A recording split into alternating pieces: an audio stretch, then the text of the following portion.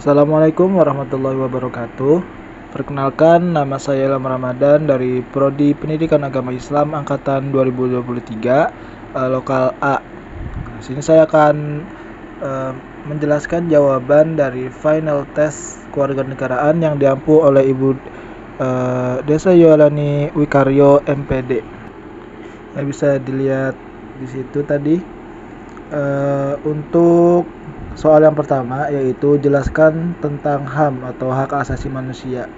Nah, jawaban saya itu adalah HAM atau hak asasi manusia adalah seperangkat hak inheren yang dimiliki setiap individu hanya karena mereka manusia. Ini termasuk hak sipil, politik, ekonomi, sosial, dan budaya. Contohnya termasuk hak atas kehidupan, kebebasan berpendapat, hak mendapat pekerjaan, dan hak mendapatkan pendidikan. Nah, jadi HAM di sini itu adalah kebebasan seseorang untuk mendapatkan hak-haknya di muka bumi ini. Ya, seperti itu. Seperti hak individu, setelah itu yang termasuk hak sipil, hak politik, hak ekonomi, dan sebagainya saya sebutkan tadi. Nah, itu kita sebagai manusia di sini diharuskan mendapatkan hak tersebut. Nah, kemudian untuk soal yang nomor 2, yaitu jelaskan dan berikan contoh kasus tentang demokrasi.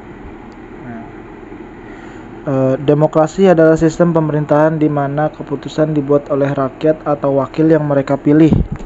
Nah, jadi demokrasi itu adalah sistem pemerintahan yang mana seperti sekarang kan ada pemilu. Nah, itu masyarakat itu diwajibkan untuk berdemokrasi dan itu keputusan dibuat oleh rakyat atau wakil yang mereka pilih.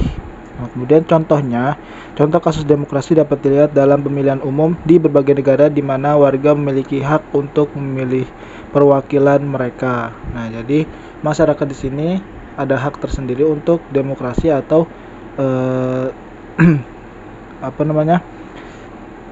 yang dapat dilihat dalam pemilihan umum di berbagai negara. Nah, jadi masyarakat memiliki hak untuk memilih pemimpin mereka sendiri. Nah, itu untuk jawaban yang nomor 2. Itu saya ambil sumbernya dari makalah kewarganegaraan kelompok 13. Oke, setelah itu untuk soal yang nomor 3, itu adalah bagaimana pendapat Anda mengenai otonomi daerah. Nah, menurut saya itu seperti yang dipaparkan di dalam slide, itu menurut saya otonomi daerah adalah pemberian kewenangan kepada daerah atau provinsi untuk mengatur dan mengelola urusan dalam batasan-batasan tertentu. Pendapat saya tergantung pada konteksnya. Namun pada umumnya otonomi daerah dapat memperkuat partisipasi masyarakat dalam pengambilan keputusan yang memengaruhi kehidupan lokal mereka. Nah, jadi otonomi daerah ini sangat penting di kalangan masyarakat karena dalam pengambilan keputusan yang memengaruhi kehidupan lokal mereka. Jadi itu sangat penting untuk keberlangsungan masyarakat. Nah, sumber jawaban yang saya ambil itu adalah makalah kewarganegaraan kelompok 3.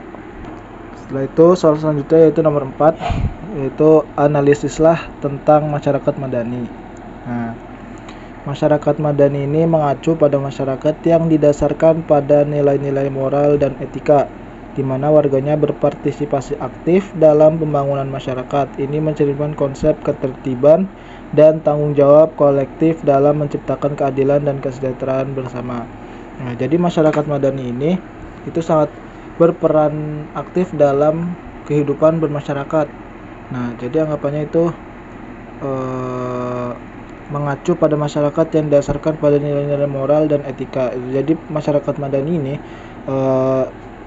lebih memfokuskan pada nilai moral dan etika mereka, di mana warganya dapat berpartisipasi aktif dalam pembangunan masyarakat. Nah, itu untuk jawaban nomor 4. Sumbernya saya ambil dari makalah kewarganegaraan kelompok 5.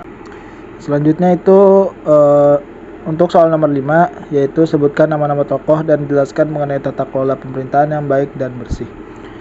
Untuk jawaban saya di sini yaitu contoh tokoh dan tata kelola pemerintahan yang baik dan bersih termasuk Bung Hatta. Nah, ini adalah salah satu tokoh dari tokoh tata kelola pemerintahan, yaitu adalah Bung Hatta dan Kuntoro Mangkusubroto. Nah, itu untuk tokoh tata kelola pemerintahan. Nah, itu adalah salah satu tokoh. Nah, mereka dikenal karena dedikasi mereka terhadap integritas, transparansi, dan akuntabilitas dalam tata kelola pemerintahan. Nah, setelah itu jelaskan tentang tata kelola pemerintahan. Nah, tata kelola pemerintahan yang baik di Indonesia melibatkan aspek-aspek seperti transparansi, partisipasi publik, pengelolaan keuangan yang baik, serta upaya pemberantasan korupsi melalui lembaga seperti KPK. Nah, itu adalah salah satu penjelasan tentang tata kelola pemerintahan yang baik dan bersih. Nah, itu sumbernya saya ambil dari makalah kewarganegaraan kelompok 6. Terus untuk soal nomor 6, yaitu apa yang dimaksud dengan ketahanan dan integritas sosial nasional. Nah, ketahanan sosial nasional mengacu pada kemampuan suatu masyarakat untuk menjaga keutuhan sosial di tengah tantangan dan perubahan. Integrasi sosial nasional melibatkan upaya untuk membangun persatuan dan kesatuan di antara keragaman sosial, budaya, dan ekonomi dalam suatu negara. Nah, maksudnya adalah ketahanan sosial ini mengacu pada kemampuan suatu masyarakat untuk menjaga keutuhan sosial di tengah tantangan dan perubahan. Nah, jadi dia lebih fokus atau lebih mengacu pada kemampuan suatu masyarakat. Nah, jadi untuk apa? Untuk menjaga keutuhan sosial di tengah tantangan dan perubahan. Setelah itu integrasi sosial nasional. Nah, ini melibatkan upaya untuk membangun persatuan. Nah, jadi fungsinya integrasi sosial nasional ini untuk membangun persatuan dan kesatuan di antara keragaman sosial, budaya, dan ekonomi dalam suatu negara. Karena seperti keragaman sosial, budaya itu kan di Indonesia kan kita umatnya beragam-ragam. Nah, jadi integrasi sosial itu juga dapat melibatkan hal tersebut.